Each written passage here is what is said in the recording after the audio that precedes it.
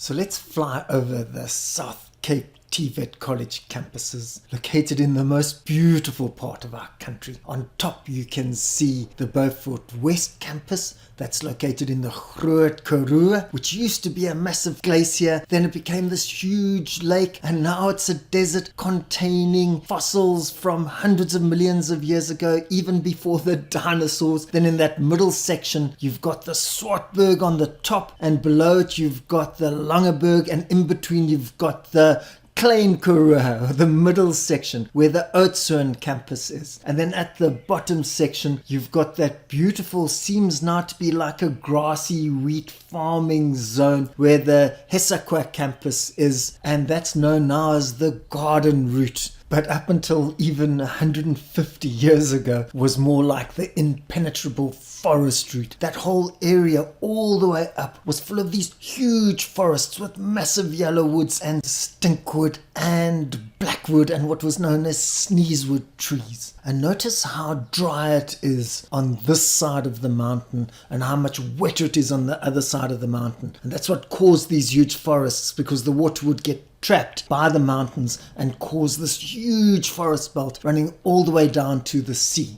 And that's what Hesakwa means, people of the trees. And this was also the first industry of the white people in this area. Woodcutters chopping down the trees and sending it off to the Cape with its huge demand. Now this campus, interestingly enough, was kind of started by the ex-MEC of Education in the Western Cape, old Cameron Dugmore. And it's got a beautiful innovation and development center which does skills. You can do electrical engineering and you can do management system and HR management over there as well. Now as we pull back and you see these beautiful farmlands, bear in mind that the whole terrain you can see in front of you got burnt by a huge fire in 1869, and it was only after the fire that people were able to slowly but surely penetrate the forests and make it livable for the white people moving in. Now I want to take the coastal route from here all the way through to Mossel Bay, because we have some outstanding examples of South Africa's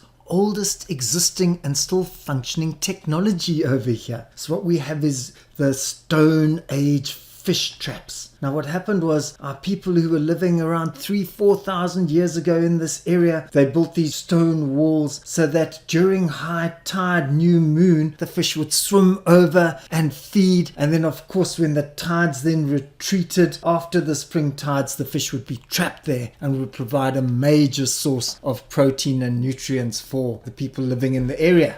But the same coastline contains a far longer and older history of human origins. Now to get this right, you firstly have to imagine that around about 200,000 years ago we went through a huge ice age. That meant massive deserts in the middle and the oceans freezing up. So all this area that you can see over here wasn't sea. They were actually grass plains with all sorts of animals on them. Number two, you've got to imagine that humans across the world were dying. Only a couple of thousand survived that ice age, and one of the places they survived was here, and we've got evidence of it because the caves were high enough at that point to not get washed away by the sea when the ice age ended and the water came back to where it is now. In these caves we've not only found evidence of us eating fish, we found evidence of us using a combination of fire and stone. By heating the stone and then napping the stone, we were able to create small little bladelets which we'd attach to wooden spikes, and we turn them into throwing spears, projectile technology, the same way that a dart needs a flight at the back to be thrown further. So we developed this technology right here, right there. We have first proof of it. On top of that, this area has got beautiful fynbos, which means it's got all sorts of tubers and bulbs which you can eat because they're very nutrient rich. You combine that with the fish and the fact that there were lots of game all around means that we could survive over here whilst the rest of the world, we were really struggling to live. So a fascinating history over here of the origins of tvet, I want to say, because to do these kinds of technologies, that projectile throwing, you'd need humans together learning how it works, complicated combinations of fire and stone and wood, and practicing how it throws, and then transferring that knowledge to the younger people as the ages went by. So it's quite apt that we've got the Mossel Bay campus just above the point of human origins. Now, this is an excellent campus, okay? So it's a center of specialization for bricklaying. On top of that, Petro South Africa has donated a computer center, so it's got e-learning facilities. You can do plumbing and boiler making and fitting and turning and welding and electrical engineering and tourism and IT and computer studies and a whole range of the management subjects. So it's an absolutely brilliant campus.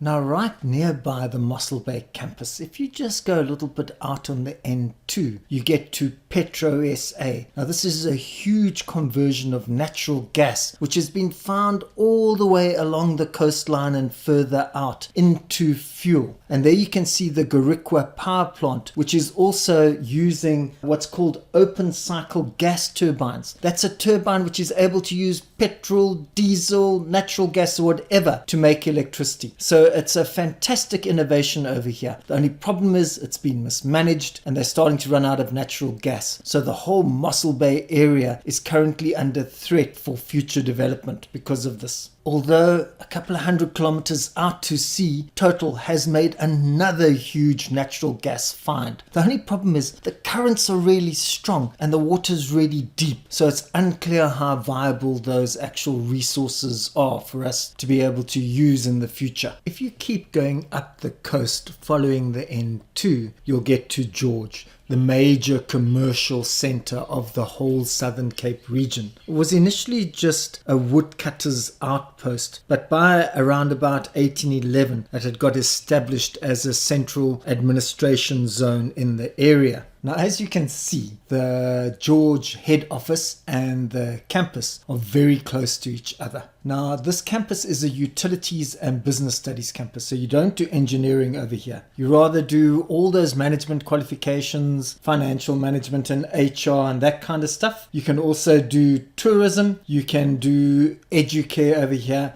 and crucially, you can also do that safety and society qualification if you want to join the police force. Now, as we pull out of George, I just want you to imagine that it wasn't as built up as it is now. So with these huge forests, I mean, these trees had circumferences of 10 meters wide. So huge trunks. So very difficult to build roads in the region. Then on top of that, you had this huge Outeniqua mountain there, which was almost impossible to get past. So there were various assorted attempts. And actually on the road we're going to go through George now, you can actually see 3 different attempts. So the most modern one you can see on your left, that's the Outeniqua Pass. That's the modern road which has just been expanded. But the pass we're actually tracking is the Montague Pass, built in 1848 and still a fully functioning pass. I've actually been on this pass on my bicycle. And what happened was in 1838, slaves had been emancipated, so you couldn't use slaves, so convict labor was used. They used this amazing innovation where they heated up the rocks with some vegetation and then they cooled it down with water and they were able to crack the rocks rather than using too much explosives. I can't help but wonder what they would have made of the fact that our locals in the area hundreds of thousands of years ago were actually using fire to transform rock. Anyway, if you take a look on your far right, you can see the Craddock Pass. Now, this was a terrible pass. This was the first pass built, and it took 3 days to get up rather than the 3 hours of the Montague Pass. And all of this was done to get access to the Klein Karoo with its sheep, with its wheat and barley and soft fruits and tobaccos all being grown in the area, but then crucially ostriches, and this whole town of Oudtshoorn became known as the ostrich capital of the world, with 2 huge feather booms from about 1865 to the 1880s and then again from about 1900 to 1914. So big that before World War I, South Africa's exports, number 1 gold, 2 diamonds, 3 wool and 4 ostrich feathers. Now, what happened was eventually there was a boom and bust. With the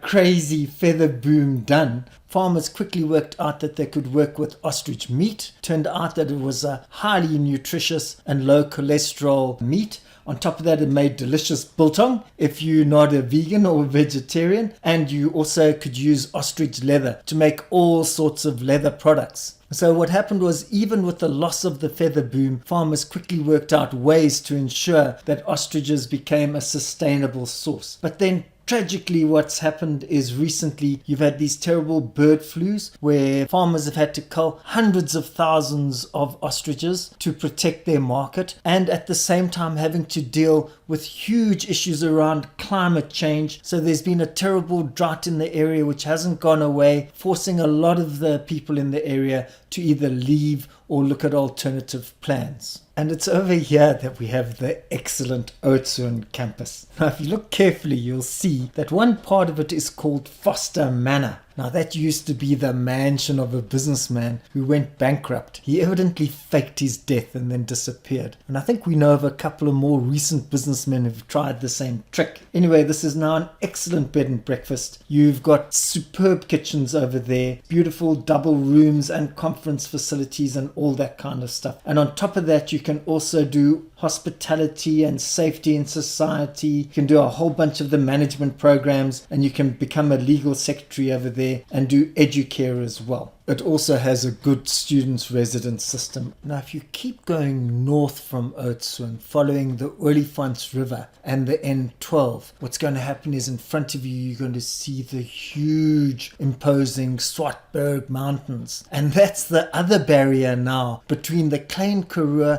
and the Groot Karoo. And it was really difficult to get through there as well. But huge riches on the other side, even though it's mainly desert, because merino sheep had been doing really well over there. So the combination of meat and wool was hugely valuable, with access all the way down through to George and to Mossel Bay. So what happened was, in 1858, the same engineers actually that did the Montague Pass, old Thomas and Andrew Bain, they were brothers. They were road engineers. They took a long trip all the way through the Groot Karoo, and then they worked out that through Meyeringspoort was the best way to do this road. They used that technology we've talked about, heated rocks. They were able to do the construction cheaply. One of the big problems was they tracked the Groot River down, and that was fine. So there's lots of bridges as you go across and over. But the problem was, whenever the Groot River flooded, that would cause enormous damage to the roads, and it had to be continuously reconstructed.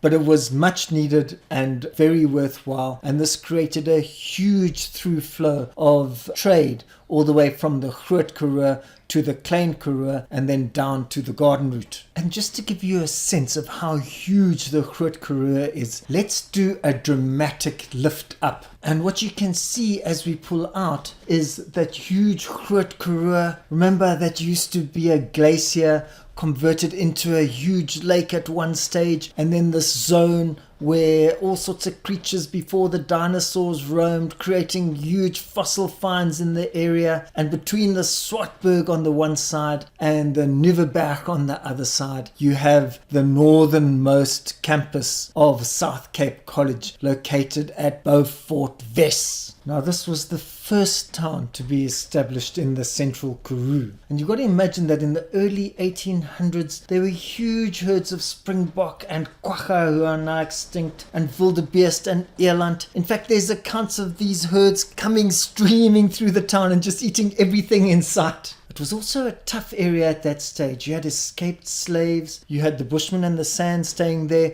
who were locked in a terrible struggle with some of the white settlers. And on top of that, after the great cattle killing in 1856-57, you had the arrival of starving, emaciated Xhosa people forced to leave the Eastern Cape to survive. Now, you'll see that Beaufort West has two very distinct things for me. Number one is the apartheid nature of the town, where you can see the township on your right and the more white suburbs on your left, and then you can see the huge railway line in the middle. And that's because it became a central linking point between the Witwatersrand and the diamond mines in Kimberley on the one side, and then the Cape on the other side. And it's over here, right near the railway junction, located in the old township. It was called Sida Saviwa, and it got recently renamed KwaMandlenkosi after one of the great resistors in the area. Now, this is a small campus,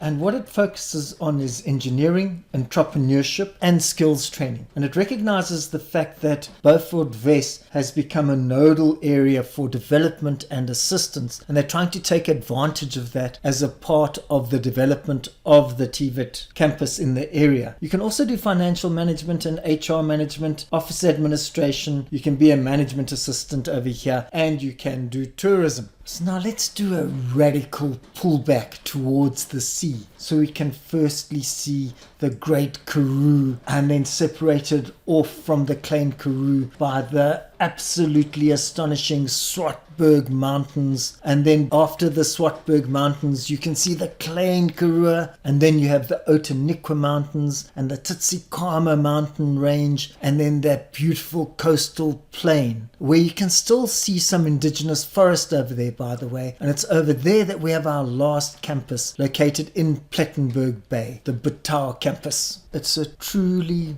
beautiful town, but it is scarred by an apartheid past where a whole lot of the colored people and black people living in the area were forced out to KwaNokutula. And it's over here that we have the Butau campus. Now it has an innovation and development department. It's trying to generate new skills and entrepreneurial ways of thinking so people can actually find jobs in the area. On top of that, it offers office administration and tourism, a whole lot of the management qualifications, and you can do hospitality and catering. But as we pull out, I want you to take a look firstly at the more white zones located on the beach with the beautiful Beacon Hotel on the one side. But more importantly, I want you to take a look at that Roberg Reserve and pull out around that, because we've been talking so much about history over here. First examples of real human cognitive development and first examples of genuine TVET training, if we can go that far. But on top of that, you also have a situation where at Roberg you have clear evidence of the breakup of the old Gondwana land. So we've got actual rock from the zone where South America, the Antarctic, India and Australia all split off away from us at this point. And it's over here that we have one of the oldest pieces of rock before that happened. And that really gives us first sight of the South Cape TVET College. It's the biggest TVET college in terms of the amount of distance covered in the whole of the Western Cape. It covers the Groot Karoo, the Klein Karoo, the whole garden route. But on top of that, I hope you now get an understanding of the deep history of TVET training that's actually gone on, where our ancestors from hundreds of thousands of years ago were not only learning how to use technology, but then passing it on to their children through a process where skills were learnt across generations, where we have evidence of the oldest working technology in South Africa, those fish traps. And then on top of that, and continuing in this tradition, we have the South Cape TVET College carrying on a hundreds of thousands of year tradition.